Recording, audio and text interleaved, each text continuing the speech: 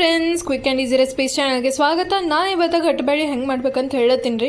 ಇದಕ್ಕೆ ಬೇಕಾಗಿರೋ ಸಾಮಗ್ರಿ, ನಾವಿಲ್ಲಿ ಒಂದು ಬಟ್ಟಲ ತೊಗರಿಬೇಳೆ ತೊಗೊಂಡಿದ್ದೇವೆ ರೀ.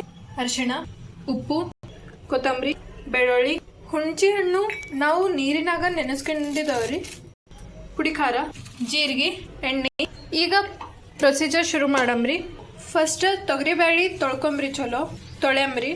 ನಾವಿಲ್ಲೀಗ ಒಂದು ಬಟ್ಟಲು ತೊಗೊಂಡಿದ್ದೇವೆ ರೀ. ಇದಕ್ಕೆ ಒಂದು 3-4 ಸರ್ತಿ ತೊಳಿಬೇಕ್ರಿ.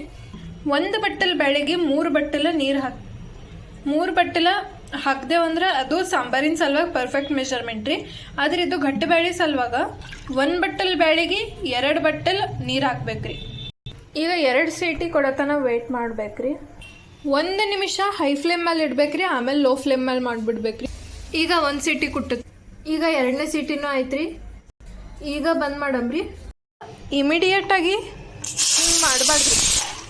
ಹಿಂಗೆ ಮಾಡಬಾರ್ದ್ರಿ, ಅದು ಇನ್ನೂ ಸರಿಯಾಗಿ ಮೆತ್ತಗಾಗಿರಲ್ರಿ. 5 ನಿಮಿಷ ಬಿಟ್ಟು ತೆಗಿಬೇಕ್ರಿ. ಇದಕ್ಕೆ ಏನೂ ಮಾಡಬಾರ್ದ್ರಿ.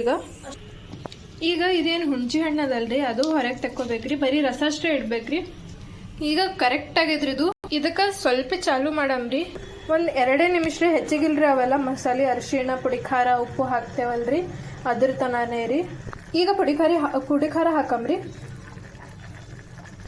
ಅರಿಶಿಣ ಹಾಕಮ್ರಿ, ರುಚಿಗೆ ತಕ್ಕಷ್ಟು ಉಪ್ಪು, ಜೀರಿಗೆ, ಕೊತ್ತಂಬರಿ, ಬೆಳ್ಳುಳ್ಳಿ, ಅಲ್ಲ ಕುಟ್ಟಿಟ್ಕೊಂಡಿರೋದು.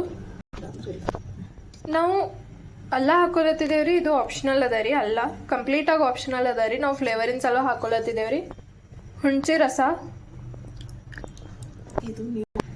ಇದು ಹುಣಸೆ ರಸ ಏನು ಇರ್ತದಿಲ್ರಿ, ಇದು ಗಟ್ಟಿ ಇರ್ಬೇಕ್ರಿ. ಸ್ವಲ್ಪ ನೀರು ಹೆಚ್ಚಿಗೆ ಹಾಕೋಬಾರ್ದ್ರಿ, ಇಲ್ಲಾಂದ್ರೆ ಗಟ್ಟಬೇಳೆ ಹಿಂಗೆ ಗಟ್ಟಾಗಿ ಬರೋಂಗಿಲ್ರಿ. 1 ನಿಮಿಷ ಚಾಲು ಇಡ್ಬೇಕ್ರಿ, ಹೆಚ್ಚಿಗಿಲ್ರಿ. ಬಂದ್ ಮಾಡ್ಕೊಂಡು ಬಿಡಮ್ರಿ. ಈಗ ಸ್ವಲ್ಪ ಎಣ್ಣೆ ಹಾಕಮ್ರಿ. ಒಂದು ಅರ್ಧ ಸ್ಪೂನ್ ಎಣ್ಣೆ ರೀ, ಹೆಚ್ಚಿಗಿಲ್ಲ. ಈಗ ಮಿಕ್ಸ್ ಮಾಡ್ಕೊಂಬ್ರಿ. ಈಗ ಕುದಿಲತ್ತದ ನೋಡ್ರಿ ಇಲ್ಲಿ. ಈಗ ಆಫ್ ಮಾಡಿಬಿಡಮ್ರಿ. ಈಗ ಇದು ರೆಡಿ ಆಗ್ಯದ್ರಿ.